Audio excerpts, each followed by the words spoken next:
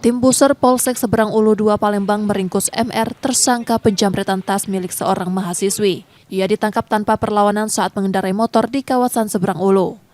Dari tersangka, polisi menyita handphone milik korban. Aksi tersebut terjadi di Jalan Ahmad Yani 13 Ulu pada Sabtu 16 Agustus 2025 dini hari silam. Saat itu korban VJ berhenti di pinggir jalan untuk membeli makan, tiba-tiba didekati tersangka.